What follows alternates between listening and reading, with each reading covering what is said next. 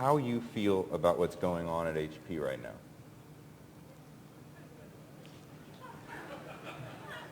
I mean, they're the number one in the business. They have been for some time. You guys have traded that baton every so often. Now, it may be that you're counting the wrong thing now, which is you were counting number of PCs or servers shipped, and as you guys are both pivoting your businesses to services.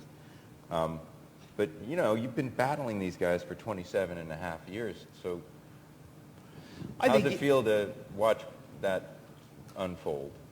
I think any uncertainty or confusion that exists is an opportunity, and it's a great opportunity for us to describe to our customers and potential customers our commitment to what we do and our investments that we're making inside our business.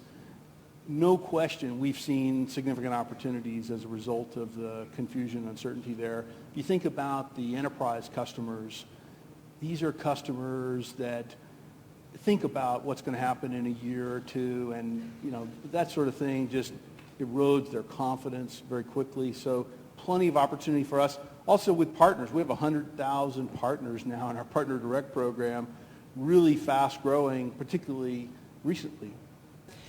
It's Apple earnings today at 1 p.m. and about 14 years ago, you said that you would, demolish it and sell it back to shareholders. Do you regret saying that, seeing as though it's now trading at $400 and Dell is trading at around the price Apple was trading then, $16, and that the Apple market cap is $400 billion, making it the most valuable company in the world? Well, it's a great question and a great opportunity for me to clarify what I said. Thank you, Alexia. Let me start by saying that our stock has gone up 16,000% since we went public, so not feeling too bad about that. But the question that was asked to me was, what would I do if I was Apple CEO? And the time frame being? It was 1997. Yeah. By the way, were any of you there in the Gartner symposium when I was asked? But here's the important thing. My first two answers to the question were, I really don't want to answer that question. Why don't you give me another question? Hey, Rip, take notes. Okay. My third answer to the question was obviously the one you repeated. But the meaning of my answer was that I am the CEO of Dell. I don't think about being the CEO of any other company, and I would never imagine myself. I'm not a CEO for hire, okay?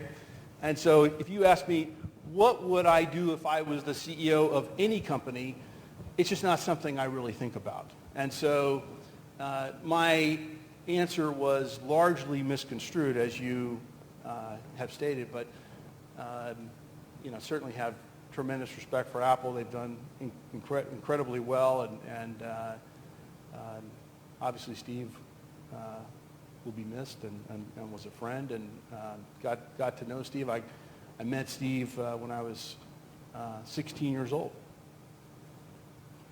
And anyway. How did you meet him? Steve came to Houston, Texas to an Apple user group meeting. And you were there with your Apple II?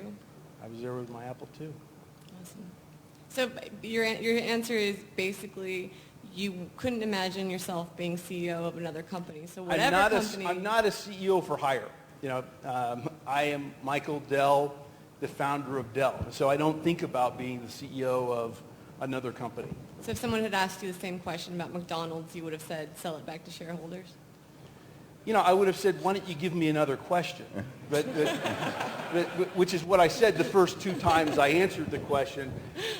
I got frustrated the third time and tried to shut the when we were running down. When I was part of the team that was running Wired at that very time, we felt that Apple was over, and we were very sad about it, and so we created a cover with the Apple logo and a crown of thorns and one word underneath it, pray. And so that was pretty much the vibe in 1997 about Apple.